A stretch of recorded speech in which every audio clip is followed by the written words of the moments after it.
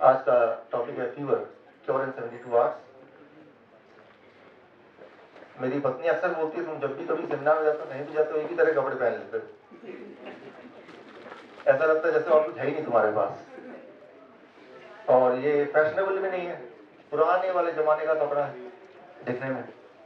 तो मैंने कहा कैसे, ये तो फैशनेबल है, मुझे तो ऐसे ही लगता है, तभी तो मैं पहनता हूँ।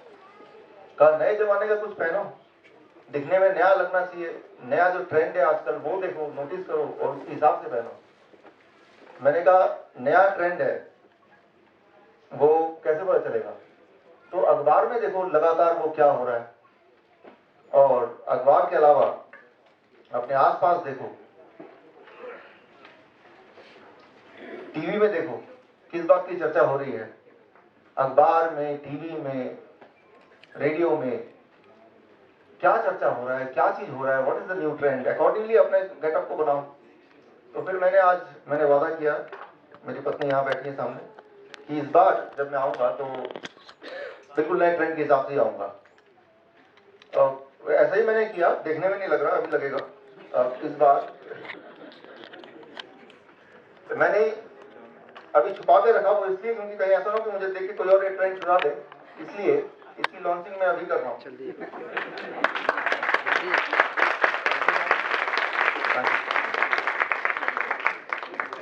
बिल्कुल आज के ट्रेंड के हिसाब से ही मैंने आज का गेटअप बनाया है।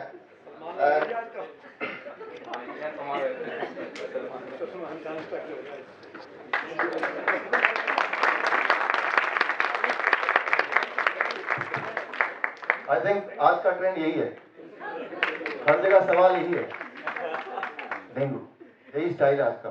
तो शुरू करते हैं। डेंगू से ज्यादा उसका जो डर है, that is what is killing most of the people. पहली बात तो ये कि डेंगू का कोई इलाज नहीं है, और वो क्यों है? अभी आपने देखा जिस तरह से ये छुपा हुआ था अंदर। डेंगू का जो वायरस या फॉर दैट मैटर कोई भी वायरस, दुनिया में जब भी कोई वायरस बॉडी में जाता है तो उसका इलाज क्यों नहीं है? हर चीज का इलाज है, लेकिन उसकी दवा क्यों नहीं बन सकती? जैसे आपने देखा कि ये अंदर छुपा हुआ था, इसके ऊपर एक कपड़ा था, उसके ऊपर एक और था, फिर टाई था, उसको जब हटाया तो ये नजर आया। सिमिलरली जब भी कोई वायरस, कोई भी वायरस, वो डेंगू हो सकता है, चिकनगुनिया हो सकता है, जीका हो सकता है, बुरा हो सकता है, H1N1 हो सकता है, H2N1 हो सकता है, कुछ भी हो सकता है, जब वो जाता है वो वायरस इतना चालाक होता है, वो ब्लड सर्कुलेशन में ना रह के वो सेल्स के अंदर पहला लेयर, दूसरा लेयर, तीसरे लेयर पे वो हाइड करता है। It hides inside the third layer. कोई भी दवा किसी भी पैथोजन या जर्म्स को तब मार सकती है जब वो जर्म ब्लड सर्कुलेशन में हो, क्योंकि दवा तो ब्लड सर्कुलेशन में घूमती ना कि सेल्स के अंदर जाती है। तो क्योंकि दवा सेल्स के अंदर जाती नहीं है और वायरस सेल्स के तीसरे चौथे लेयर के अंदर छुपता है, इसीलिए वायरस का कोई दवा हो नहीं सकता। There can not be a medicine for virus. जब वायरस ब्लड सर्कुलेशन में आएगा तभी दवा कुछ कर सकती है। एक तो ये पहला कारण है, it hides inside the cell. दूसरा कारण, इट चेंजेस शेप। तो लगातार शेप बदलती रहती है। कोई भी वायरस है, उसकी कैरेक्टरिस्टिक है, आज वो कोई शेप में, कल वो कोई शेप में। फॉर एग्जाम्पल, आपने एक हाथी को मारने का एक मशीन बनाई, जब तक वो मशीन आपने बना के तैयार किया तब तक हाथी मच्छर में कन्वर्ट हो गया। तो आप मच्छर के को बनाने के, मारने की मशीन को बनाने की तैयारी करने लगे, लेकिन जब तक वो मशीन तैयार हुई तब तक वो एक कुत्ता बन गया। Right, what I mean to say, आपका दुश्मन का अगर आपको आइडेंटिटी पता है, उसका शेप साइज पता है, तभी उसका वेपन या उसका टूल या उसका मेडिसिन कुछ बन सकता है। लेकिन जिसका एक स्थिर शेप ना हो, उसका मेडिसिन कैसे बनाएंगे आप? इसीलिए वायरस का कोई दवा हो नहीं सकता। तीसरी बात, सबसे इंपॉर्टेंट बात, वायरस आर नॉन लिविंग। आप उसी चीज को मार सकते हो जो जिंदा तो हो, जो चीज जिंदा ही नहीं उसको मारेंगे कैसे? Right, so you cannot kill the virus because virus are non living, first of all. And the most important thing is, जैसे ही वायरस किसी सेल के अंदर एंटर करता है तो सेल के मटेरियल को, डीएनए, आरएनए, प्रोटीन को यूज करते हुए वो मल्टीप्लाई करता है। Means outside the body it is non-living, inside the cells of your body it behave like living, means it multiplies। और जब वो मल्टीप्लाई करता है तो वो जो वायरस है वो बाकी सेल्स के अंदर भी अंदर दे एंटर। ऐसे में अगर आप दवा लेंगे तो वो दवा क्या करेगा, जैसे आपने देखा वो टाई, वो दवा एक टाई की तरह है, वो दवा, कोई भी दवा आप लेते हैं, खास तौर पे पेन किलर लेते हैं या फीवर को कम करने के लिए लेते हैं, वो क्या करता है, उस वायरस को सेल्स से बाहर निकलने नहीं देता है, वो अंदर ही वो सेल्स के दरवाजों को बंद करने लगता है, द मेडिसिन। लेकिन उससे क्या होगा कि वायरस सेल्स के अंदर मल्टीप्लाई होता रहेगा और एक टाइम होगा कि वो इतना ज्यादा वायरस सेल्स के अंदर होंगे, सेल्स ही डिस्ट्रॉय होगा and then it will burst inside, that is even more dangerous. So there can not be a medicine for virus, और ना तो कोई क्योर है, और क्योर की बात तो छोड़ ही दीजिए, वायरस को आप डायग्नोस भी नहीं कर सकते। कौन सा वाला वायरस है, डायग्नोस करने का कोई तरीका नहीं है। फॉर एग्जाम्पल, डेंगू है, H1N1 है, कोल्ड है, चिकनगुनिया है, जीका है, ये नया आने वाला है इंडिया में, राइट। सो लेकिन अब कैसे डायग्नोस होगा कि ये कौन सा वाला वायरस है? फॉर एग्जाम्पल, सारे में आप देखिए प्लेटलेट काउंट लो होता है, ये डेंगू में भी होता है, H1N1 में भी, कोल्ड में भी होता है, चिकनगुनिया में भी होता है, जीका में भी होता है, बॉडी एक वो भी सब में होता है। अच्छा, लॉस ऑफ एनर्जी सभी में होता है, फीवर सभी में रहता है, कमजोरी सभी में रहता है। सारे वायरल डिजीज का जो सिम्टम्स है वो लगभग लगभग सेम है। इट इज इम्पॉसिबल टू से by looking at the symptom कि आपके अंदर वाला वायरस कौन सा वाला है। इट इज इम्पॉसिबल टू से। तो कैसे डायग्नोस होगा? आप बोलेंगे लैब टेस्ट में डायग्नोस होगा। जो पॉपुलर लैब टेस्ट है उसका, जो the most popular lab test, जो first line of lab test है, उसे कहते हैं PCR test, polymerase chain reaction test, virus की आइडेंटिटी जानने का। बट इंटरेस्टिंग बात यह है कि इस टेस्ट के आविष्कारक कैरी मुलस, उनका कहना है कि this test can detect the genetic sequencing of virus but not the virus themselves. ये वायरस की जेनेटिक सीक्वेंसिंग बताता है, ना कि वायरस की आइडेंटिटी बताता है। वायरस के अंदर कौन सा प्रोटीन है वो बताता है, और वो वाला प्रोटीन किसी और वायरस में भी हो सकता है, किसी और तरह के वायरस में भी। तो ये जो टेस्ट अभी यूज करते हैं हॉस्पिटल में, डॉक्टर यूज करते हैं, वो टेस्ट से वायरस नहीं पता चल सकता, राइट। वो टेस्ट से सिर्फ ये पता चल सकता है कि उसका प्रोटीन क्या है, और डेंगू के वायरस का प्रोटीन और H1N1 वायरस का protein they are same. So this means वो कुछ भी हो सकता है। पहली बात, इसको सिंपल भाषा में अगर बोलें, फॉर एग्जांपल मान लीजिए मैंने एक दूरबीन बनाई, वो दूरबीन से आप उसामा बिन लादेन को ढूंढ सकते हैं, ऐसा दूरबीन बनाया। लेकिन वो दूरबीन से जब देखने लगे तो उसामा बिन लादेन कुछ इस तरह दिखने लगे। तो अब क्या दिक्कत आएगी, क्या प्रॉब्लम आ सकती है? जैसे आपने ये पकड़ा तो हो सकता है उसामा बिन लादेन हो, लेकिन ये भी तो हो सकता है कि कोई और इंसान जिसकी दाढ़ी ऐसे हो, उसको आपने डिटेक्ट कर लिया। The same is the situation with the test, PCR test, जो कि फर्स्ट लाइन ऑफ एक्शन का टेस्ट है। So there is no test at all, कोई भी टेस्ट नहीं है।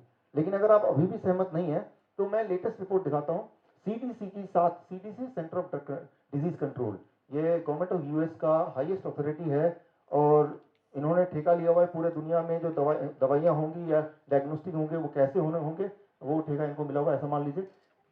इनका कहना, इसको जरा अगर हम पढ़ें इसको, ये ध्यान से पढ़िए, as with any diagnostic test, while a negative Zika PCR test, Zika की जगह डेंगू डाल दीजिए, H1N1 डाल दीजिए, it is same. PCR test would suggest that an infection has not occurred. A negative Zika test result does not rule out infection with Zika virus. क्या कोई आप में से इसको हिंदी में ट्रांसलेट कर सकता है? इसको हिंदी में ट्रांसलेट कि अगर नहीं है नेगेटिव, नेगेटिव आता है, नेगेटिव मतलब कि नहीं है, इसका मतलब ये नहीं कि वायरस नहीं है, लेकिन इसका मतलब ये भी नहीं कि वायरस है। तो बोलना क्या चाहते हैं आप? इसको ट्रांसलेट करके देखिए व्हाट इट मींस। कि अगर नेगेटिव रिजल्ट है इसका मतलब ये तो ये है कि शायद नहीं है, लेकिन ऐसा नहीं है कि नहीं है, हो भी सकता है या नहीं भी हो सकता है। तो व्हाट इट मींस। लेकिन अगर आप उसको डिटेल रिपोर्ट चाहते हैं, पूरा जो 7 पेज रिपोर्ट है इसका, that file is here, right. तो ये फाइल आप देख सकते हैं। तो पूरा अगर पढ़ेंगे, मैं आ रहा हूं, आपके दिमाग में सवाल आते रहेंगे, keep on writing it, right. तो जीका की जगह आप डेंगू कर लीजिए यहाँ पे, वो ज्यादा आपको समझ आएगा, लेकिन बात एक ही है। तो ये जो सब्जेक्ट है, इसमें आपकी जितनी अंडरस्टैंडिंग है, डॉक्टर की अंडरस्टैंडिंग उससे ज्यादा नहीं है, उतनी है। ये एक स्पेशल सब्जेक्ट है वायरस के ऊपर, इसे कहते हैं वीरोलॉजिस्ट। और एक डॉक्टर को वीरोलॉजिस्ट यानी कि वायरस के बारे में उतनी अंडरस्टैंडिंग, उतनी नॉलेज जितनी आपकी हो। इसके लिए स्पेशलिस्ट होते हैं वीरोलॉजिस्ट, उनको थोड़ा ज्यादा नॉलेज है, वो इसी पे काम करते हैं सालों साल। पूरे दुनिया में ऐसे थोड़े से वीरोलॉजिस्ट हैं, उनमें से एक का नाम मैं लूंगा, उनका नाम है लियोनार्ड होरोविट्ज। दुनिया के टॉप 10 वायरस स्पेशलिस्ट जिन्होंने ये किताब लिखी है, बड़ी महंगी किताब, और उनसे मैंने एक बार फ़ोन पे बात किया, एक बार स्काइप पे बात किया, उनसे मैंने पूछा, अपने कन्फ्यूजन दूर किए। आपको याद है 2009 में H1N1 जब फैला था, तो रिमेंबर, अगर याद नहीं आ रहा तो ये फोटो कुछ याद आ रहा है ऐसे कुछ, जहां भी जाते हैं मास्क लगा के, है ना, और H1N1 हर जगह था। और हालांकि डायग्नोज करने का कोई मेथड नहीं है, और जो मेथड है वो अपने आप में फ्लॉड मेथड है, लेकिन उस वक्त सारे डॉक्टरों की ट्रेनिंग हो गई और डॉक्टरों के पास एक मैजिकल ताकत आ गई, वो फोन पे ही डायग्नोज करने लग गए H1N1। So what I mean to say, बहुत स्पेशलाइज बात है वायरस। अभी अभी हमारे ऑफिस में करीब 7-8 लोग डेंगू या चिकनगुनिया ऐसा कुछ हो गया, और वो चले गए डायग्नोस्टिक के लिए। जैसा प्रोटोकॉल होता है कि जैसे आप हॉस्पिटल जाएंगे डायग्नोस कराना पड़ेगा, लेकिन डायग्नोस कराने से होगा क्या? और मैंने कहा चलो दिखाओ रिपोर्ट, उसमें ब्लड टेस्ट के अलावा MRI भी, अल्ट्रासाउंड भी, सारा कुछ है। मैंने कहा ये अल्ट्रासाउंड किस लिए है? तो डॉक्टर ने बोला क्या पता अल्ट्रासाउंड में दिख जाए आपका वायरस। तो ये एक ऐसा सब्जेक्ट है, इसमें आपकी नॉलेज और वो जो डॉक्टर जिसके ऊपर भरोसा कर रहे हैं वो एक जैसा ही है, अलग नहीं है। Your knowledge is not less than their knowledge, और उनका नॉलेज वो जो बोलेंगे वो सही है। तो 1.5 साल पुरानी बात है, जब दोबारा से H1N1 का एक भय फैला। H1N1 फैला कि नहीं वो तो क्वेश्चन मार्क, उसका जब भय फैला, 1.5 साल पुरानी बात है, तब मैं बाहर गया था। भूषण जी हैं आप? भूषण जी, हाँ आप हैं, मैं वो आपके मित्र की बात कर रहा हूँ।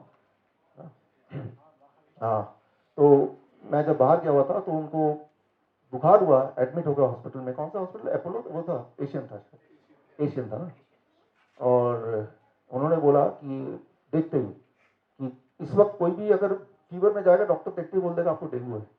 उस वक्त का ट्रेंड था H1N1, उस वक्त का स्टाइल था H1N1, आपको तो H1N1 है, और दवा भी चालू कर दी, और 3 दिन के अंदर उनकी डेथ हो गई। 3 दिन के अंदर, जब तक मैं वापस आया तब तक डेथ हो चुकी थी, और खुद गाड़ी चला के गए थे, और विदिन 3 days ही डाई। सो मैंने थोड़ा इन्वेस्टिगेट किया, और जो टॉप वीरोलॉजिस्ट है उनके सामने एक केस रखा, उसको डिटेल में एक्सप्लेन, उसको मैंने स्टडी किया उनके साथ मिलके। लेकिन उनका जो एक क्लिपिंग है वो आपको दिखाता हूँ, उनका क्या मानना है, वो डेथ हुई कैसे, इसको समझना आपके लिए जरूरी है। I am having in my hand the death certificate of one of my friend. Uh, a specific case I would like to discuss with you. He was admitted on 27th of February, that is just last week, with the symptoms of pneumonia in one of the biggest hospital of India, and the doctor suspected of H1N1 and gave him Tamiflu, and on 2nd of March, that is after 3 days of admission of pneumonia, he died, and the death certificate said that he died of H1N1 positive. So what do you think? My belief is he did not die of H1N1. My belief is he died of the treatment of Tamiflu. What I think is that the Tamiflu is the cause of the death rather than any virus. What is your take on this? I would have to agree completely with you. I totally agree with that diagnosis. I believe that if you start to study Tamiflu and the fraud that was instigated in the process of approving Tamiflu, I would have to go back and study, but I seem to recall that the whole Tamiflu operation and the drug company that produced it was under the direction of the American military industrialist Donald Rumsfeld, that his organization was literally implicated in consumer fraud and in defrauding the federal government, in paying off the Food and Drug Administration to approve of Tamiflu, which is extremely toxic. And my general beef with what it is that you're reporting and the conclusion of the hospital is, again, the hospitals are bribed. The hospital administrators are bribed. When you are in that position, and it's the same thing in academia, the way control is maintained is the way I've discussed previously, that you've got money coming in from these higher level organizations such as World Bank, World Health Organization. अभी यहाँ पे इन्होंने जो खुलासा किया वो ये किया कि मेरा सवाल इनसे ये भी था यहाँ पे कि भाई एकदम से कैसे पता चल जाता है डॉक्टर्स को बिना टेस्ट के, और test itself is a flawed, you know, कि H1N1 पॉजिटिव है या डेंगू पॉजिटिव है, चिकनगुनिया पॉजिटिव है। तो इनका जवाब था कि जो हॉस्पिटल्स हैं उनको फंडिंग होती है, जितने ज़्यादा डेंगू केस आएंगे या उस वक्त H1N1 के केस आएंगे उतना उनको फंडिंग होगी। सो ये उन हॉस्पिटल्स के हित में है कि वो पेशेंट को ऐलान कर दे ये H1N1 है और आज की तारीख में ऐलान कर दे ये चिकनगुनिया है, चाहे वो सिंपल फीवर भी क्यों ना हो, क्योंकि उससे फंडिंग आएगी। और जब ये ऐलान करेंगे तो उसमें उससे भय का व्यापार वो और फैलेगा। बुखार होना एक नॉर्मल बात है, वो बुखार डेंगू का है या चिकनगुनिया का है या सिंपल फीवर है या वो बुखार मलेरिया का है, ये आप अंदर झांक के देख ही नहीं सकते, जो बोल दिया वो सही है। That is the most important thing. और ये जो टेस्ट है वो टेस्ट के रिपोर्ट कुछ ऐसे होते हैं कि अगर आपको कोई बुखार नहीं है, लेकिन आप एक एक्सपेरिमेंट करके देख सकते हैं, आप अगर 14 बार अगर टेस्ट करते हैं PCR टेस्ट, 14 में से एक बार पॉजिटिव आने के चांसेस पूरे हैं। या 14 लोग अगर आप में से रैंडमली कोई 14 लोग people go for a test, out of 14 one will be diagnosed as positive, right. और अगर जो नेगेटिव 13 लोग डायग्नोज होंगे तो उनका सेकेंड प्रोटोकॉल है, फिर एक और टेस्ट है, राइट। फिर थर्ड प्रोटोकॉल है। कहीं ना कहीं तो इतने सारे जाल बिछे, कहीं ना कहीं तो जब तक पैसे ना खत्म हो जाए और टेस्ट आप करते रहे, आप पॉजिटिव आने के चांसेस 100% ही है फिर, राइट। तो एक पायदान है, दूसरा पायदान, वहां से नहीं ट्रैक में तीसरा पायदान, करीब ऐसे 4-5 हजार या 10 हजार तक का तो बिल ये डायग्नोसिस का ही है।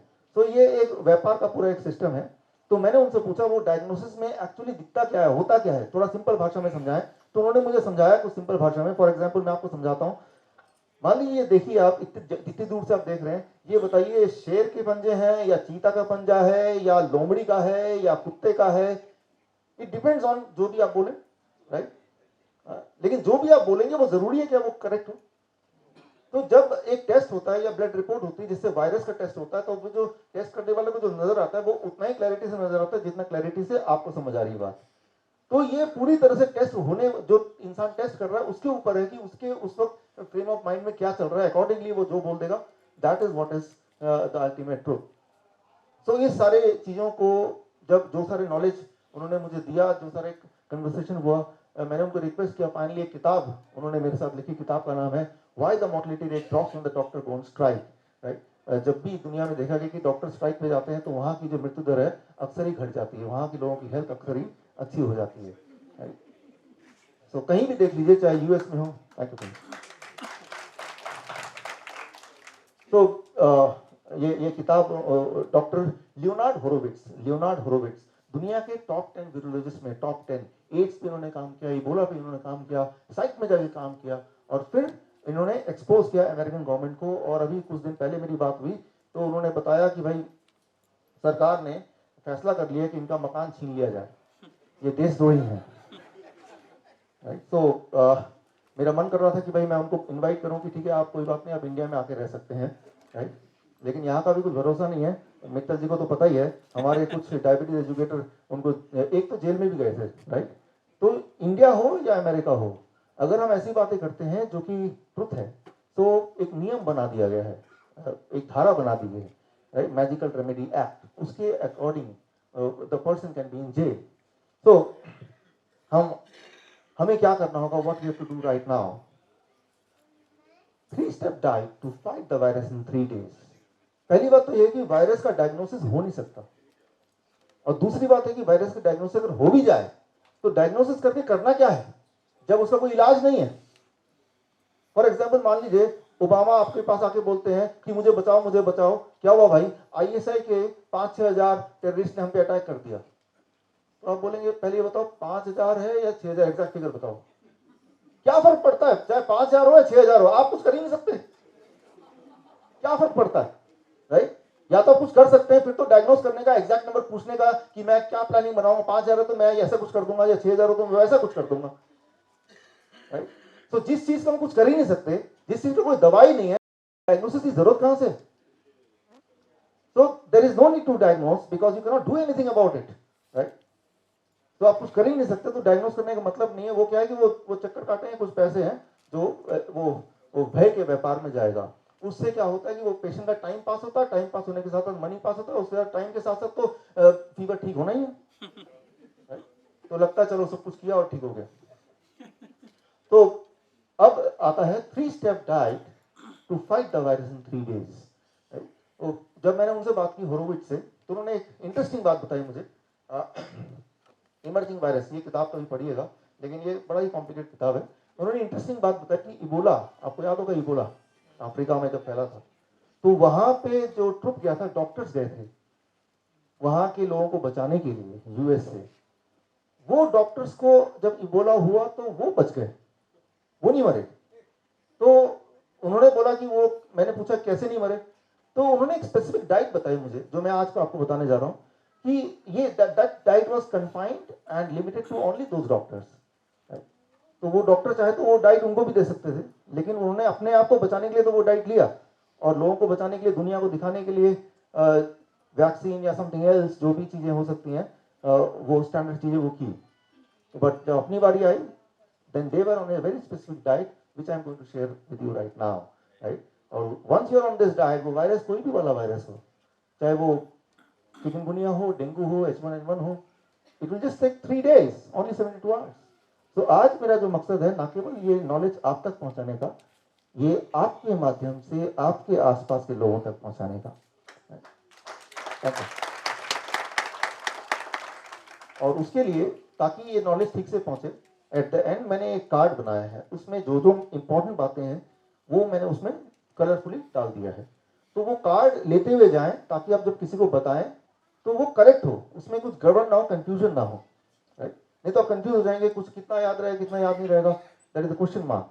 तो वो ठीक से वो आप आगे डिस्ट्रीब्यूट कर सकते हैं, वो मेल कर सकते हैं, व्हाट्सएप कर सकते हैं, so that the people आपके near and dear हैं, they get cured and they are more comfortable than what they are doing। अभी तो confused है, right?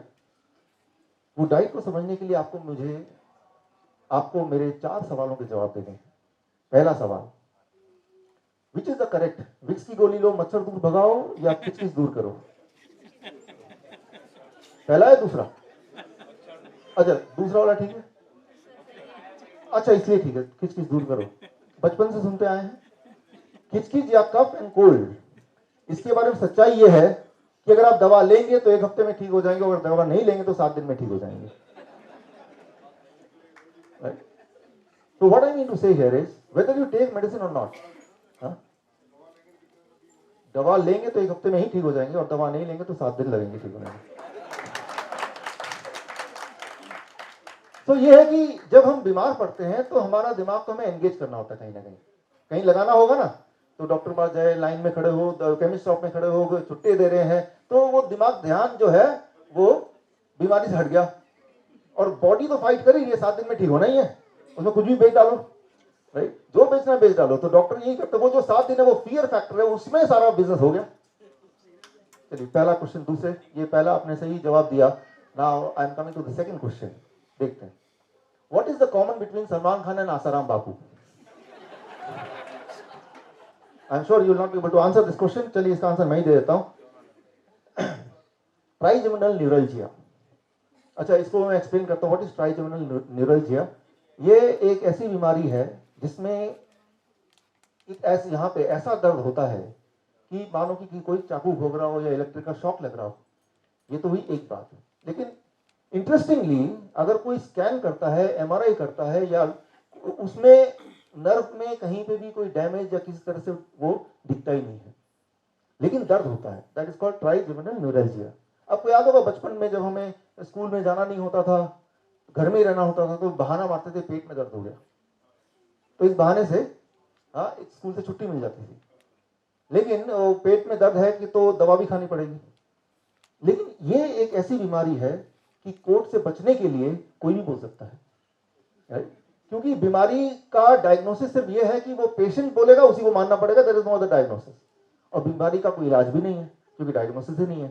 सो सेफली कभी अगर ऐसा हुआ कोर्ट या जेल से बचना है, याद कर लीजिए, ट्राइजेमिनल न्यूरल्जिया, ये याद कर लीजिए, मुझे ट्राइजेमिनल न्यूरल्जिया है, राइट? तो ये प्रावधान है कि किसी ने अगर बोल दिया ट्राइजेमिनल न्यूरल्जिया, तो मानना पड़ेगा, वो पेशेंट है, उसको हॉस्पिटल ले जाना पड़ेगा, ना कि कोर्ट या जेल। राइट, देखिए एक नॉलेज तो मिल गया आपको कम से कम। चलिए मेरा तीसरा सवाल, अब दर्द की बात आई तो दर्द से जुड़ा हुआ तीसरा सवाल, व्हाट इट एक्चुअली मीन्स, मर्द को दर्द नहीं होता, इसका मतलब क्या है? मर्द को वाकई में दर्द नहीं होता, पहला। दूसरा, मर्द को दर्द तो होता है लेकिन वो किसी से बताता नहीं है। ए या बी, विच इज राइट? ए या बी? बी, मतलब दर्द होता है लेकिन बताता नहीं है। चलिए, लेकिन इसका कनेक्शन क्या आज के वो 3 डेज का डाइट का वायरस से क्या कनेक्शन है आगे पता चल जाएगा। चलिए उससे पहले coming to the fourth question, viral fever हो तो ठीक होने के लिए कहाँ जाएं? पहला, हॉस्पिटल में जाएं। दूसरा, अब मंदिर में जाएं। तीसरा, वॉशरूम में जाएं। चलिए इसके जवाब को मैं आगे दूंगा टाइम आने पे। अब शुरू से शुरू करते हैं। वायरस कैसे आता है, क्या करता है और हमें क्या करना है? देखिए इस वक्त हम बातचीत कर रहे हैं, आप मुंह खोल रहे हैं, बंद कर रहे हैं, सांस ले रहे हैं। So in this atmosphere thousands and thousands of suspended particles are there, जो हमारी आंखों से हम देख नहीं सकते, उसको रिकॉग्नाइज नहीं कर सकते। अब देखिए यहाँ पे लाइट पड़ रही है, अगर लाइट पे यहाँ पे बिल्कुल झांकेंगे तो यहाँ पे सस्पेंडेड पार्टिकल दिखाई देंगे। Getting the point, right?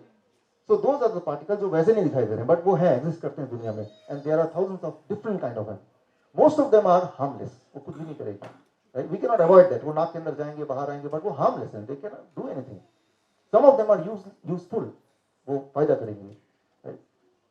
And some of them are harmful as well, वो हार्मफुल भी हैं, वो इसको लगा दो, या हटा दो पीछे, वो हार्मफुल है, सम ऑफ देम आर हार्मफुल। उनमें से कुछ वायरस हो सकता है, वो वायरस कुछ भी हो, उसका नाम कुछ भी दे दें आप। वो वाले वायरस जब जाते हैं बॉडी में, नाक से, मुंह से, कैसे भी करके, या फिर मच्छरों से कैसे भी करके, when they enter the body, वो बॉडी में कुछ करते हैं और हमारे ब्रेन को पता चल जाता है कि हमारे बॉडी में एक दुश्मन आ गया है, अब उसको भगाओ। हमारा brain is tuned to help you, to protect you, your health, and so that you are able to live a healthy long life. तो ब्रेन के पास कुछ वेपन्स हैं, टूल्स हैं, जिस टूल से वो वायरस को इनफेक्टिव करके, उसको वीक करके बॉडी से निकाल सकता है। वो टूल बॉडी के पास है, वो टूल ब्रेन के पास है। तो सबसे इंपॉर्टेंट टूल है that is fever, high fever, temperature. एक इंपॉर्टेंट बात है कि जब टेम्परेचर बढ़ जाता है, ज्यादा टेम्परेचर पे वायरस इनफेक्टिव हो जाता है, वो एक्टिव नहीं रह सकता है, वो मल्टीप्लाई नहीं हो सकता है, और उसके बाद हमारा बॉडी उसको बॉडी से बाहर थ्रो कर सकता है, हमारा ब्रेन, दैट्स द मैकेनिज्म। लेकिन जब हाई टेम्परेचर होता है तो क्या होता है कि हमें डिस्कम्फर्ट भी लगता है, ऑफ कोर्स, हमें खाने पीने का मन नहीं करता, काम करने का मन नहीं करता। So it is called disease, disease. Disease का मतलब इलनेस नहीं है, disease, I am not at ease, I am not comfortable, right? So I am disease means I am not easy, it is not easy, it is not comfortable, that's all. लेकिन वो हमें as a human we are not, right, much accustomed to living in disease, हमें comfortable चाहिए। तो एकदम से वो doctor याद आता है कि भाई मुझे बीमार पड़ गया, मैं क्या करूं, तो मेरे पास आ जाओ, मैं कुछ करता हूँ। और वो जैसी दवा देते हैं एकदम से टेम्परेचर डाउन हो जाता है, फोर्सफुली डाउन होता है, तो ब्रेन एज्यूम करता है कि वायरस चला गया होगा, राइट? जबकि वो मेडिसिन कैसे काम करता है, come to it, but the temperature goes down and the brain assume that the virus is gone और द बैक्टीरिया इज गॉन और द जर्म इज गॉन। जो वायरस है वो नॉन लिविंग होते हुए भी वो बड़ा इंटेलिजेंट है, उसको पता चल गया कि ये इंसान को पता चल गया है कि भाई कुछ गड़बड़ है, तभी ये इधर उधर जा रहा है। तो virus remains inactive for some time, 2-3 महीना, राइट? और वायरस बल्कि शुक्रगुजार है उस डॉक्टर का, डॉक्टर ने उस इंसान को बचाया, वायरस को बचा लिया। हाँ? वो तो ब्रेन तो मारने वाला था ना अभी, टेम्परेचर। तो वायरस बोलता है थैंक यू डॉक्टर, आपने मुझे बचा लिया। लेकिन एट द सेम टाइम वो अलर्ट होकर शांत बैठ जाता, चुपचाप, 1-2 महीना, 3 महीना, 4 महीना, राइट? लेकिन फिर अपनी हरकत में दोबारा आना ही है, that's why he is inside the body. After all, कोई भी क्रिएचर इस दुनिया में उसका एक उसका मकसद होता है मल्टीप्लाई करना। ह्यूमन है, एनिमल्स हैं, बर्ड्स हैं, ट्रीज हैं, टू मल्टीप्लाई, राइट? ताकि उसकी आबादी बढ़े, और that is the ultimate aim, goal of anything which is being existing in this world, even the non living viruses. और जब दोबारा मल्टीप्लाई करना है, तो जैसे ही मल्टीप्लाई करने की बारी आएगी, तो इस बार वायरस को पता चल गया कि ब्रेन टेम्परेचर बढ़ा देगा और मैं इनएक्टिव हो जाऊंगा। तो 2-3 महीने में वायरस एक स्किल सीख लेता है कि हाई टेम्परेचर में वो मरेगा नहीं, राइट टू अंडरस्टैंड। अब हाई टेम्परेचर में मरना, राइट, उससे कैसे प्रोटेक्ट करना है, दैट वायरस लर्न्स इट। यानी कि अब ब्रेन के पास ये वाला टूल नहीं है, लेकिन ब्रेन के पास कुछ और वेपन्स हैं। एक वेपन है कफ एंड कोल्ड, राइट? तो बहुत ज्यादा जुकाम, आपने गौर किया होगा, दवा लिया, फीवर ठीक हो गया, लेकिन 1-2 महीने बाद जुकाम आ गया। Those are connected things which you will not able to understand कि दोनों में कनेक्शन है, लेकिन वही वाला वायरस था, लेकिन अब उसने रूप चेंज कर लिया, स्टेट चेंज कर लिया। मैंने बताया था a virus can change the state many times, right? तो अब जब कफ हुआ, कोल्ड हुआ, again it is a disease, क्या करेंगे आप? वही डॉक्टर ट्रेंड, राइट? डॉक्टर साहब देखिए बार बार कफ आ रहा है, कोल्ड आ रहा है, डोंट वरी, कोई भी चीज बाहर नहीं आनी चाहिए, सब अंदर रहना चाहिए, ऐसा इंतजाम मैं कर दूंगा, राइट? तो ऑफकोर्स ऐसा इंतजाम किया कि कोई भी चीज बाहर ना आए, वो कफ जो है, जो गंदगी है, वो अंदर ही रहना चाहिए। एंड व्हाट हैपेंस, वो दवा लिया, वो कफ अंदर है, and that is like a swimming pool for the germs, right? Germs ने एक बार और डॉक्टर ने बचा लिया, और साथ में स्विमिंग पूल भी दे दिया गिफ्ट में, राइट? सो उस स्विमिंग पूल में वो जर्म्स थोड़े और फूलेंगे, बट इंटेलिजेंट जर्म्स हैं ब्रेन को धोखा देने के लिए कि दोबारा ये कफ एंड कोल्ड ब्रेन कर देगा, तो पहले मैं ये सीख लूं कि कफ एंड कोल्ड से बचा कैसे जाए। ये बात याद रखिए कि that is called vaccination, that is called immunity. जैसे हमारी इम्यूनिटी है, वो वायरस की भी इम्यूनिटी है। वो virus will learn the skill how to protect from fever and then how to protect from the cough as well. उससे भी मैं पकड़ाना चाहूँ, लेकिन उसको मल्टीप्लाई करना जो उसका मेन ऑब्जेक्टिव था, वो तो है ही। सो जब उसने अपने आप को इक्विप कर लिया, कोल्ड से या कफ से मैं बाहर नहीं जाऊंगा, तैयार कर लिया, और दोबारा से हरकत में आ गया, he started multiplying and damaging the body. अब ब्रेन को पता चल गया कि वो वायरस है या कोई ना कोई वायरस है, लेकिन ब्रेन के पास कुछ वेपन्स और भी हैं। उनमें से एक है लूज मोशन या vomiting, right? It is not a illness, it is disease, discomfort, right? लेकिन जैसे लूज मोशन हुआ, it is not comfortable, it is not fashionable. जरा सोचिए, अभी लूज मोशन हुआ, भाई साहब रुकिए, मैं जरा लूज मोशन से आता हूँ, फिर तब तक फिर शुरू कीजिए, कितना अजीब लगेगा, राइट? तो अच्छा नहीं लगेगा। तो भाई वो फिर बोलेगा डॉक्टर भाई मैं अभी सेमिनार में जाऊंगा, और अगर लूज मोशन होगा तो I will miss something, right? बार बार कौन जाएगा टॉयलेट में, ये अच्छी बात नहीं है। डोंट वरी, कोई भी चीज बाहर नहीं आनी चाहिए, सब अंदर रहना चाहिए। तो एक बार फिर से उसने ऐसा दवाई दे दिया कि इट इज फोर्स्ड, तो लूज मोशन बंद हो गया। आप बोले डॉक्टर आपने क्या कमाल कर दिया, राइट? लेकिन ट्राई टू अंडरस्टैंड, मान लीजिए आप यहाँ ड्राइव करके आ रहे हैं और वहां पे रेड लाइट, जो पेट्रोल का लाइट ब्लिंक कर रहा है, व्हाट इट मींस कि पेट्रोल अभी कम है, तो क्या करना होगा? आपको घुमा के पेट्रोल पंप पे लेके जाना होगा, that's what you have to do, right? लेकिन आपके सामने डॉक्टर बैठा हुआ है, डॉक्टर बोला डॉक्टर साहब देखिए ये ब्लिंक कर रहा है, बड़ी मुसीबत है यार, अभी ठीक करता हूँ, कैंची जाके वो तार काट दी जिससे वो ब्लिंक करता है। अरे यार आप तो कितने अच्छे कमाल, अब देखो कोई प्रॉब्लम ही नहीं। So try to understand the warning. It was a warning only. Warning should not be confused as an illness, right? जो warning है उसको illness नहीं समझना चाहिए, वो disease है। It is not an illness, it is not a disease, it is disease only, right? So यहाँ पे हो क्या रहा है कि बार बार ब्रेन अपने वेपन्स को एक करके खत्म कर रहा है, right?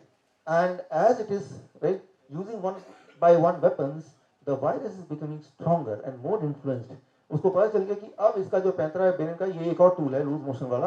अब इट लर्न ए स्किल, ताकि नेक्स्ट टाइम लूज मोशन अगर होगा भी, राइट, ब्रेन ने इनिशिएट किया भी, तो virus can protect itself, right? So every time you are giving, making the virus stronger by taking that medication, right? So ये vomiting है, ये लूज मोशन है, ये फीवर है, ये कोल्ड है, these are not illness, these are the protective mechanism of the brain and you should not interfere with it, right? सवाल दिमाग में आता है टेम्परेचर बहुत ज्यादा बढ़ गया तो, सारा टेम्परेचर में तो बॉडी के सारे सेल्स भी मर जाते हैं, यू विल डाई, तब क्या करें? उसका जवाब आने वाला है, डोंट वरी, टेम्परेचर नहीं बढ़ेगा, बढ़ नहीं सकता, थोड़ा तो बढ़ेगा लेकिन डेंजरसली नहीं बढ़ेगा, उसका इंतजाम हो जाएगा, राइट? लेकिन मैं ये बोलना चाह रहा हूँ फिलहाल तो कि ये बीमारियां नहीं है, let's not confuse it as a disease, it is just a discomfort, it is just a protection. For example, मान लीजिए आपका घर में, राइट, प्रोटेक्शन के लिए आप कुछ रखते हैं वेपन्स, राइट, ताकि कोई चोर आ जाए या कोई डाकू आ जाए तो कुछ उसका सामना करें। और जब ऐसा होता है सिचुएशन, तो क्या तब आप खाना बना रहे होते तो क्या करते हैं? खाना बनाना छोड़ देते हैं थोड़ी देर के लिए, जो भी काम करते हैं, priority is protecting yourself. Similarly जब भी ऐसा बॉडी में इन्वेट करता है कोई वायरस, तो बॉडी क्या करती है? बाकी सारी चीजें सस्पेंड कर देती है। फॉर एग्जाम्पल खाना डाइजेस्ट करना, खाना खाना, भूख लगना, ताकि सारी ताकत लगे उस वायरस या उस जर्म्स को किल करने में। But that itself is discomfort. जब भी आपको कोई बुखार होता है, क्या लगता है कि खूब सारा खाना खाऊं, या लगता है कुछ खाना ना खाऊं?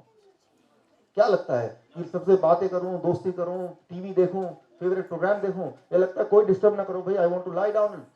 बिकॉज ब्रेन ने ऐसे केमिकल रिलीज किए ताकि आपको कुछ करने का मन नहीं करे, ताकि brain and body should focus on killing that enemy.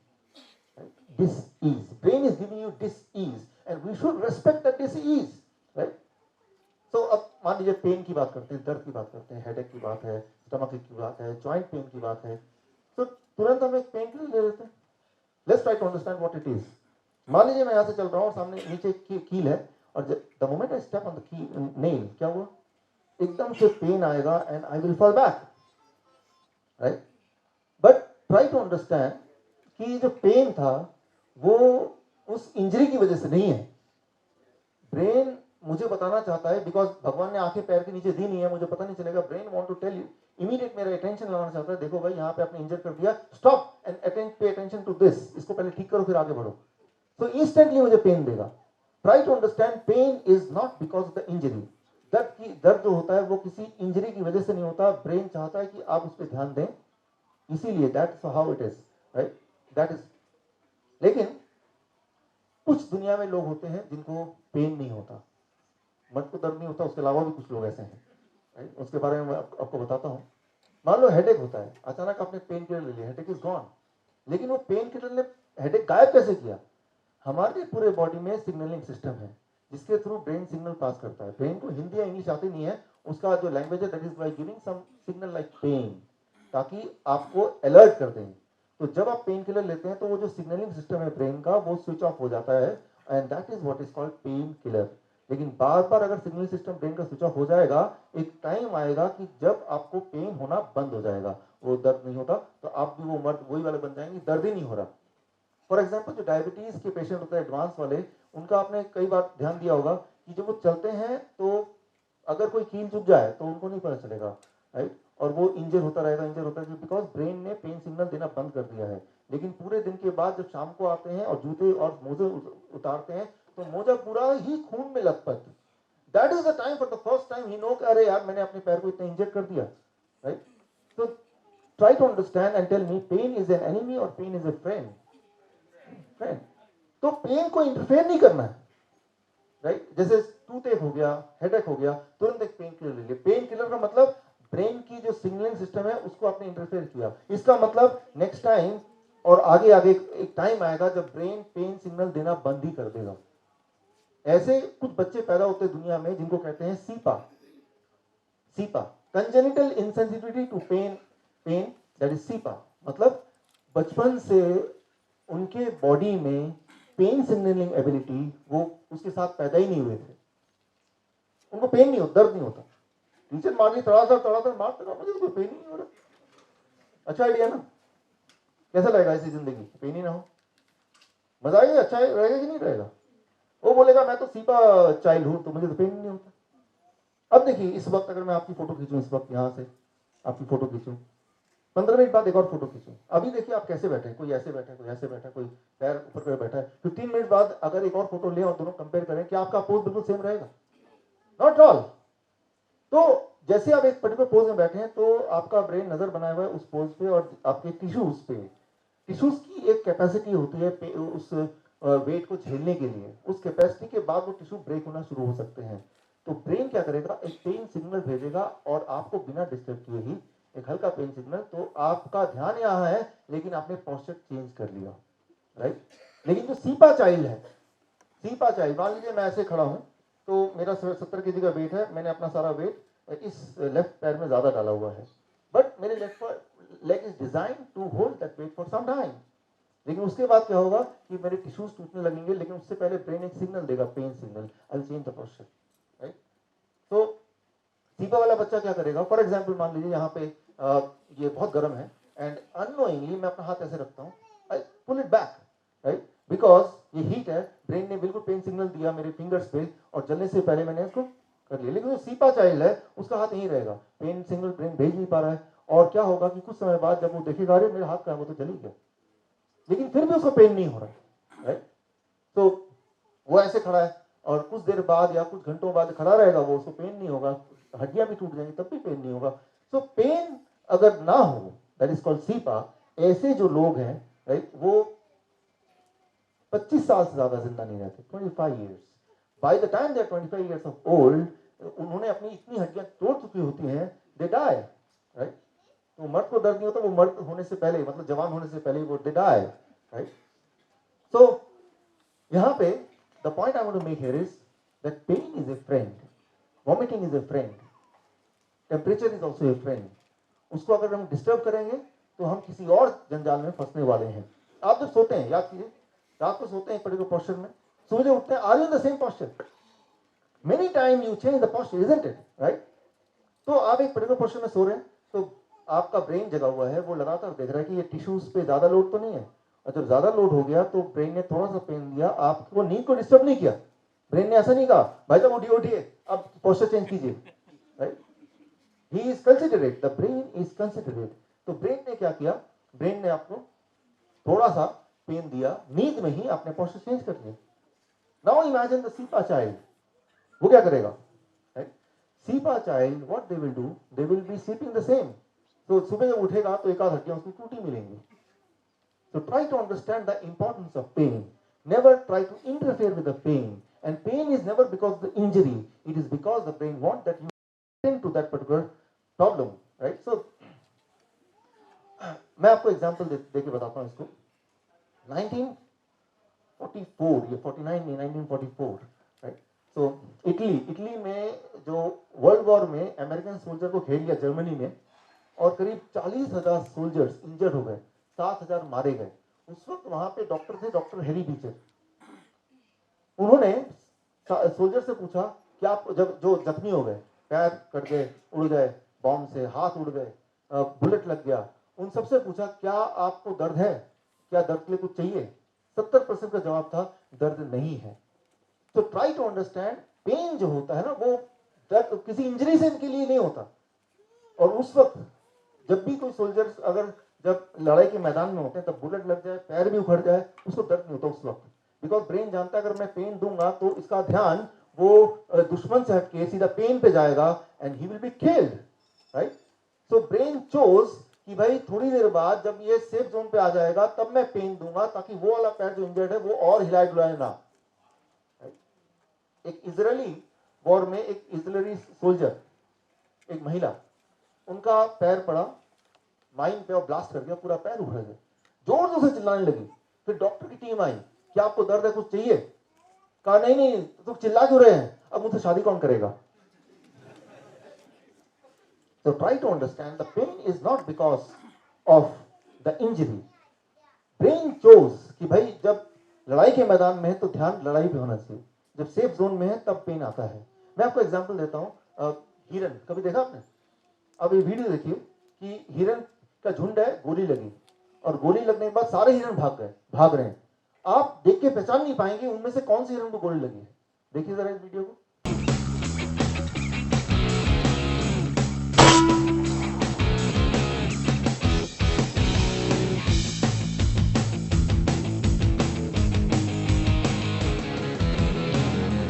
So it took this big doe with the XP Badger. काफी समय बाद उनमें से एक हिरन दूर कहीं जाके पड़ा मिलेगा. That is how you will understand कि इस वाले हिरन को गोली लगी थी. क्योंकि जब गोली लगी उस वक्त अगर ब्रेन पेन इनिशिएट कर देगा तो उसका ध्यान पेन पे चला जाएगा, तो अपने आप को बचाएगा कैसे? So try to understand, the pain is not the result of the injury, it is the brain's protective ability. brain decide करता है कब दर्द देना है, चूज करता है. For example 1981 30th March, Ronald Reagan, कौन है रोनाल्ड रिगन? American president. उनको गोली लगी, राइट? वो देखिए गोली लगने वाला scene. That doesn't make much sense, Henry. He puts you here and then he runs around with a big tongue. President Reagan!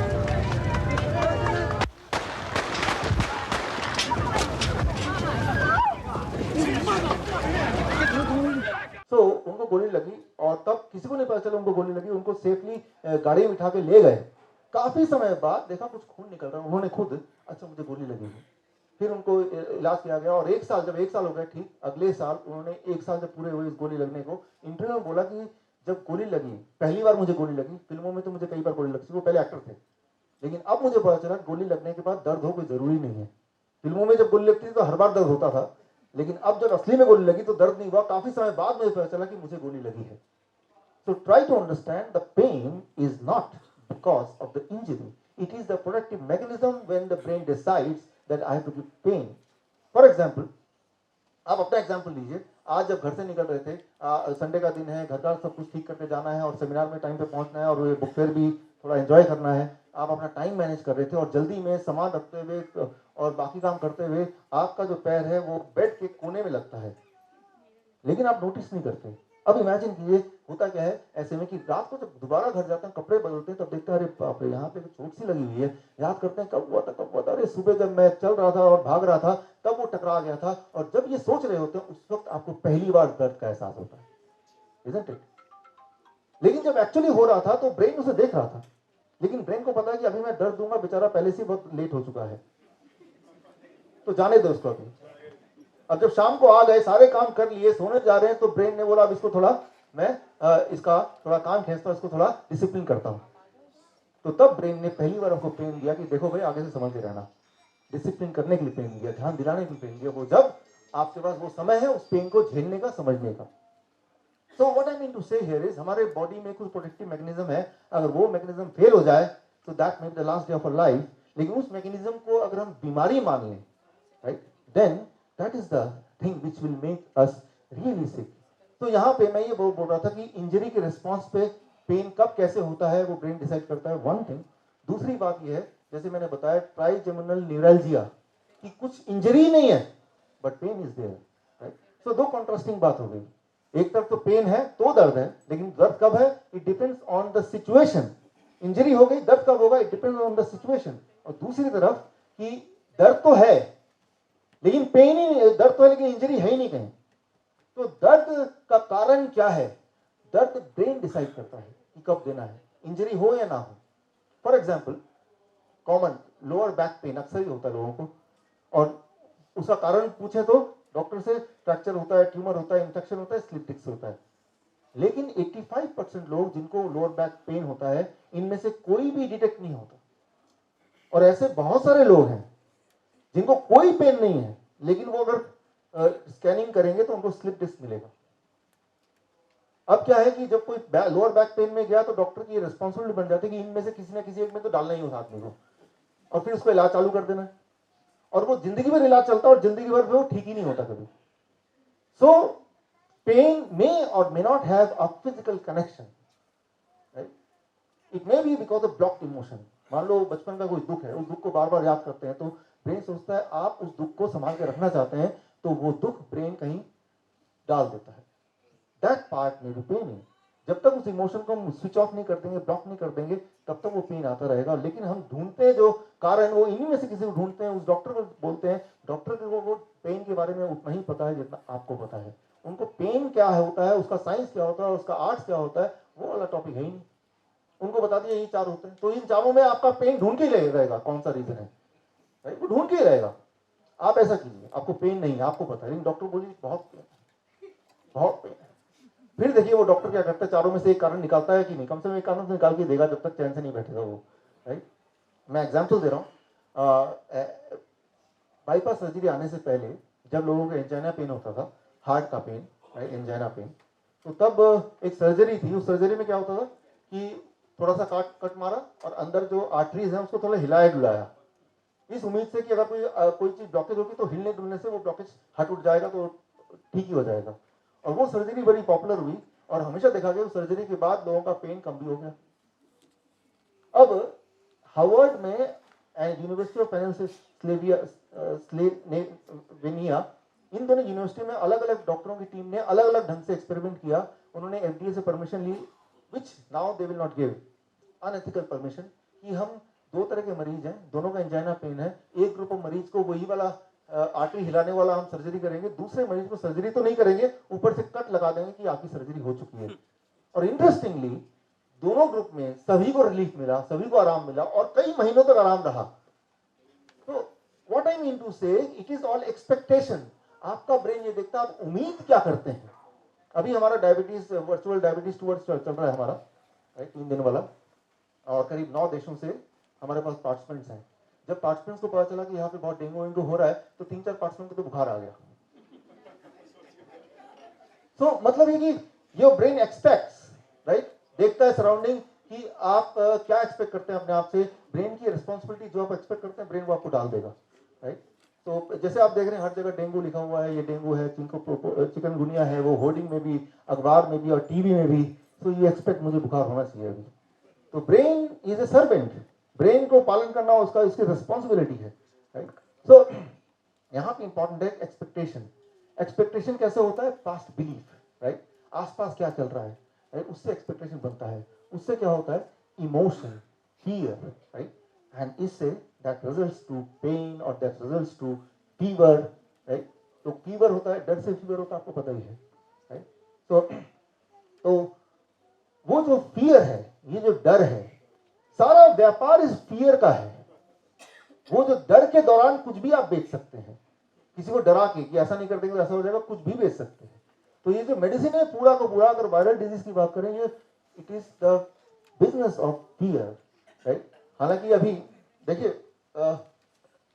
Fever होना कोई बड़ी बात नहीं, होती ही रहती है, लेकिन अभी फीवर को डेंगू का नाम दे दिया, चिकनगुनिया का नाम दे दिया, तो दैट बिकम्स अ बिजनेस। लेकिन सोचने वाली बात, बिल्कुल लॉजिकल बात यह है कि ये तो ऑलरेडी एस्टैब्लिश्ड है कि वायरस का डायग्नोसिस हो नहीं सकता, और अगर हो भी गया वायरस का कोई ट्रीटमेंट है ही नहीं। क्यों नहीं है, मैंने आपको बताया था। तो फिर हॉस्पिटल जाने का मतलब क्या है, डॉक्टर पास जाने का मतलब क्या है, जब कोई ट्रीटमेंट है ही नहीं, राइट। वो it is passing the time, right, कि चलो समय निकल जाएगा, कहीं तो जाना है ना, ऑफिस तो जाना नहीं है, अब कहाँ जाए, चलो डॉक्टर पास चलते हैं, राइट। तो टाइम पास होना समझ आती है बात, पैसा भी पास हो जाएगा, राइट। और टाइम पास होने के बाद वो एक हफ्ता लगता है, then you will recover on its own. और अगर आप रिकवर करके सारा क्रेडिट उस डॉक्टर को चला गया, और कहीं अगर कोई पेशेंट अनफॉर्चुनेटली अगर भगवान को प्यारा हो गया तो उसकी किस्मत खराब थी। तो it is a safe business, doctor का बिजनेस सबसे सेफ है कि अगर रिजल्ट नहीं मिलता तब भी पैसे पूरे ही मिलते हैं। खैर, हम अब इससे यहां पे कंक्लूजन पे आते हैं। पहला कंक्लूजन अभी तक का, fever, cold, loose motion, vomiting, pain are the defence mechanism of the body and they are not the illness. इसको इलनेस ना बोल के इसको डिफेंस मैकेनिज्म बोले, इसकी रेस्पेक्ट करें, राइट। इसे घबराए ना, ये बॉडी का इक्विपमेंट, अगर ये नहीं होता तो आप नहीं होते जिंदा, राइट। दूसरी बात, नो डायग्नोस्टिक टेस्ट और मेडिसिन फॉर वायरस। कोई डायग्नोस्टिक टेस्ट है ही नहीं और कोई दवा भी नहीं है, तो कोई मतलब ही नहीं है कि आप अगर कुछ ऐसा हो गया तो डॉक्टर के पास जाएं, हॉस्पिटल के पास जाएं, राइट। कोई मतलब नहीं। वो उनके पास जाना उतना ही ज्यादा रिलायबल रहेगा जितना कि किसी मंदिर में जाना, उतना रिलायबल, या किसी चिड़ियाघर में जाना। चिड़ियाघर चले जाएं तब भी जितना पॉसिबिलिटी ठीक होने की उतनी पॉसिबिलिटी है जब हॉस्पिटल चले जाएं, बल्कि ज्यादा है, क्योंकि अगर हॉस्पिटल जाएंगे तो और इन्फेक्शन है, उनसे भी इन्फेक्शन लगेगा जो आपके पास था ही नहीं। और चिड़ियाघर जाएंगे, आपका मनोरंजन हो जाएगा, आपका दिल अच्छा फील करेगा, you will get cure quickly. तो अगली बार कोई अगर बोलता मुझे डेंगू हो गया, आप बोलिए चिड़ियाघर जाइए, ठीक हो जाएंगे।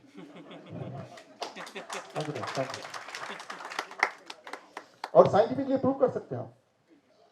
Third, consuming medicine during viral infection can lead to life long sickness. जब किसी को वायरल इंफेक्शन हो, स्ट्रिक्टली पेन के लिए कोई दवा ना लें, स्ट्रिक्टली फीवर के लिए कोई दवा बिल्कुल ना लें। और अगर ऐसा किया तो वो वाला जो पेशेंट है जो 3 दिन में अदरवाइज ठीक होने वाला था, वो कम से कम 15 दिन, 20 दिन, महीना, 2 महीना तक वो परेशान रहेगा किसी न किसी एलिमेंट की वजह से। तो स्ट्रिक्टली क्या नहीं करना है, दैट इज, अगर कभी वायरल इंफेक्शन या बुखार आया तो दवा नहीं लेनी है। क्यों? अब देखिए, मान लीजिए कोल्ड हुआ, आपने दवा लेकर उसको रोक दिया, कुछ दिन बाद वो ब्रोंकाइटिस बन जाएगा, फिर आपने दवा लिया, कुछ दिन बाद वही चीज निमोनिया बन जाएगा, फिर आपने दवा लिया, फिर कुछ दिन बाद वही अस्थमा बन जाएगा, फिर आपने दवा लिया, वही रेस्पिरेटरी फेलियर बन जाएगा, and then that will lead to death. Every time you may take the medicine, you make your situation even worse than before. तो दवा तो लेना ही नहीं है, that is one. क्या करना है उस पे आते हैं। तो आते हैं फीवर, क्योर इन 72 आवर्स। क्या करें? पहली बात तो फीवर को क्योर करने की जरूरत नहीं, बिकॉज ये तो प्रोटेक्टिव मैकेनिज्म है बॉडी का, तो उसको क्यों क्योर करें। सवाल यह आ सकता है कि वायरस को कैसे भगाएं, cure in 72 hours. That is the right topic. Topic ये होना चाहिए, वायरस है तो उसको बॉडी से कैसे निकाल बाहर फेंकें। उसके लिए पहले तो ये देखें कि सिम्टम क्या है। ये इंपॉर्टेंट स्केल है। नॉर्मली बॉडी का, ह्यूमन बॉडी का टेम्परेचर है वो 98.6 डिग्री नॉर्मल, राइट। टंग से, मुंह से करेंगे तो 98.6, अगर बगल में दबाएंगे थर्मोमीटर तो 97.7 ऐसे कुछ होगा, तो दैट इज नॉर्मल। 100 से 4 ये स्केल ना आपको मैं दे दूंगा, कार्ड प्रिंटेड है, right, so need not to worry about it. 100 या 100.4 डिग्री फ़ारेनहाइट तक it is called sub fever. Fever हुआ नहीं लेकिन फीवरिश टाइप लग रहा है, राइट। दैट उसका मतलब क्या, इसका मतलब है कि बॉडी में छोटा मोटा वायरस का कुछ चल रहा है, right? कुछ आदान प्रदान चल रहा है। Mild fever that is up to 101.3, यानी वायरस है और ब्रेन को पूरी तरह कंफर्म हो गया, ब्रेन ने अपना शुरू कर दिया है उसके खिलाफ जंग। मॉडरेट फीवर वो है 102.2 तक, मतलब जंग चल रहा है, right?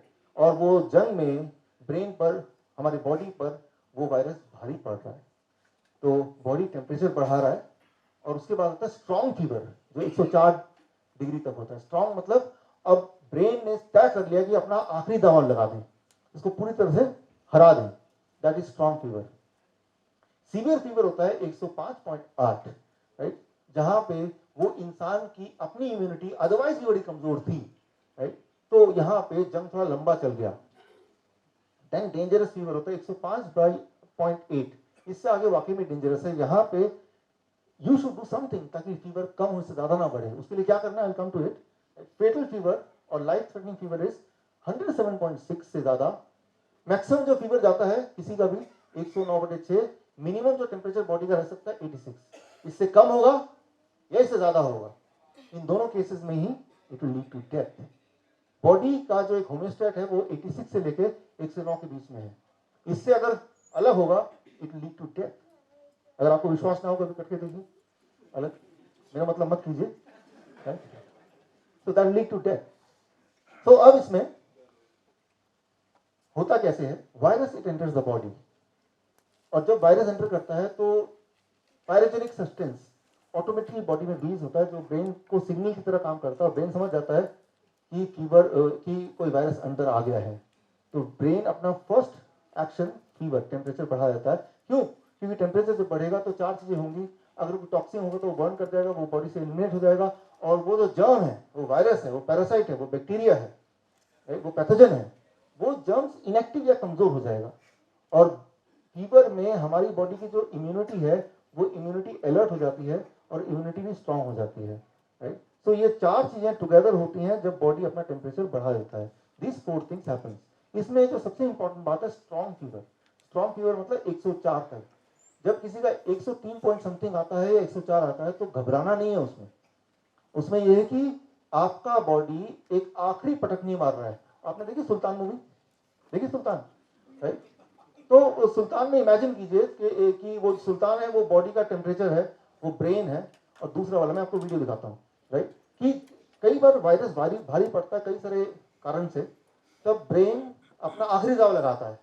At the time temperature briefly एक आध घंटे के लिए बहुत हाई जा सकता है, as high as 104, you no to worry about it, right. आप ऐसे इमेजिन कीजिए। Every single fine. I'll pack it up and I'll send it to your wife.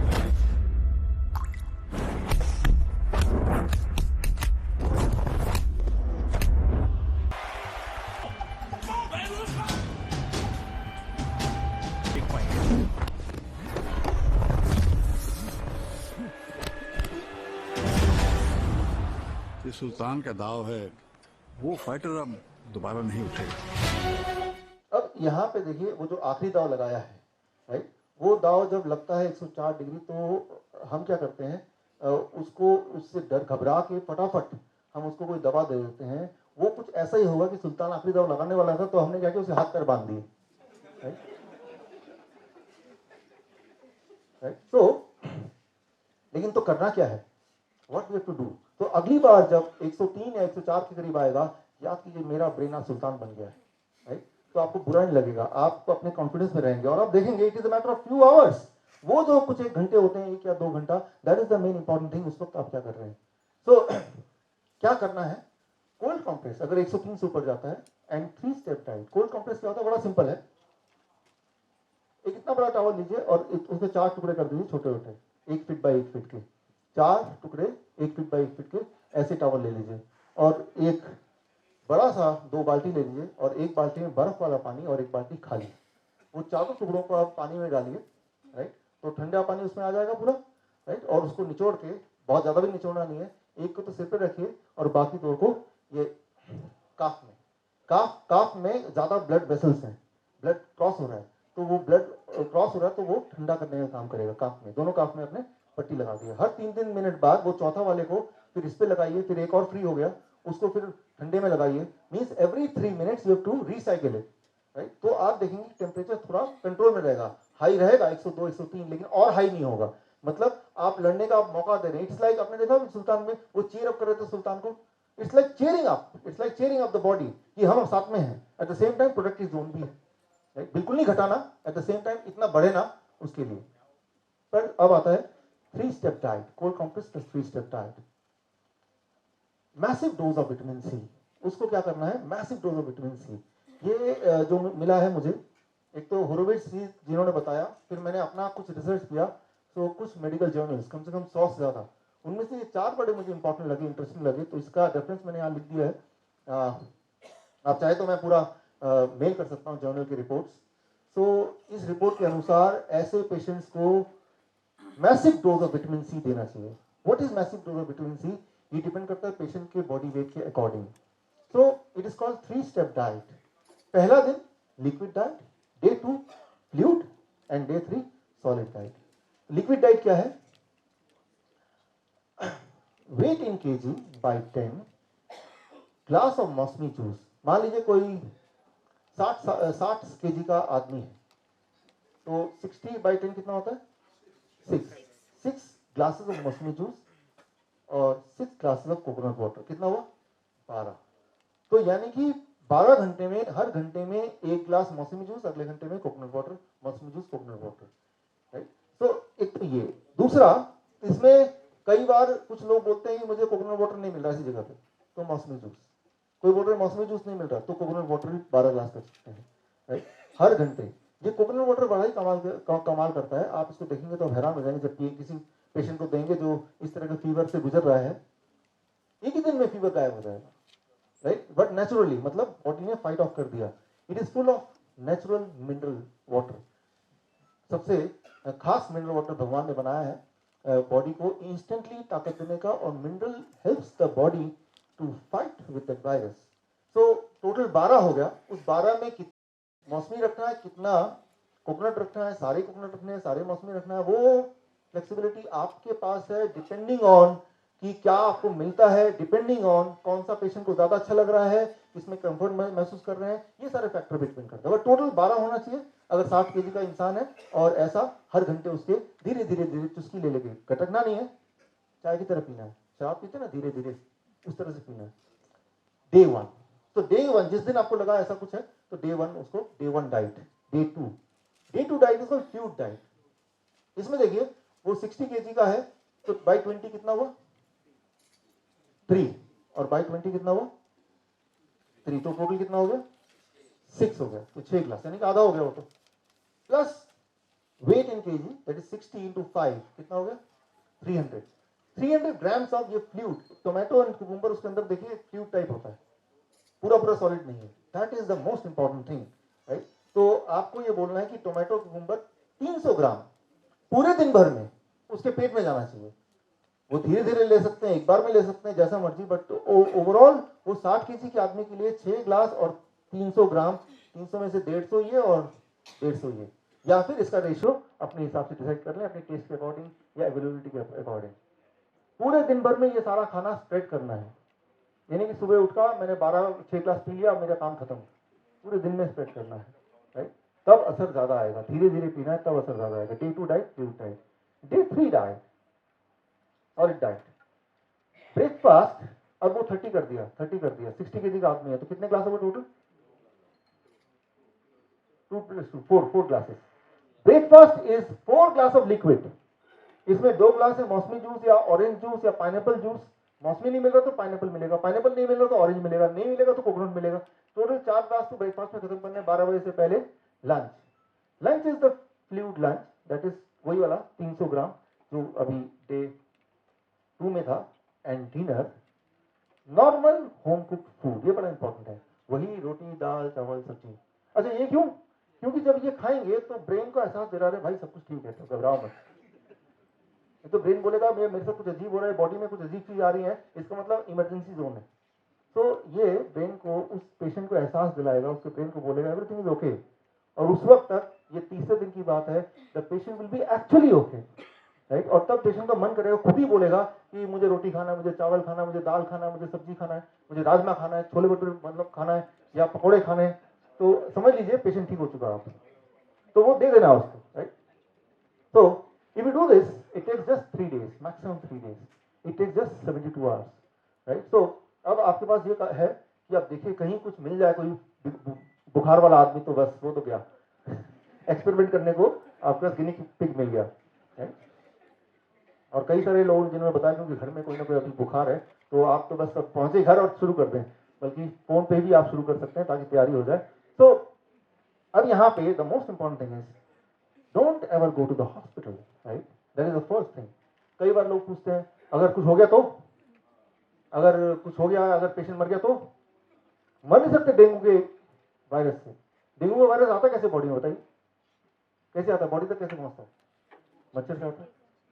तो डेंगू के वायरस से जब वो मच्छर नहीं मर सकता तो आप कैसे मरेंगे?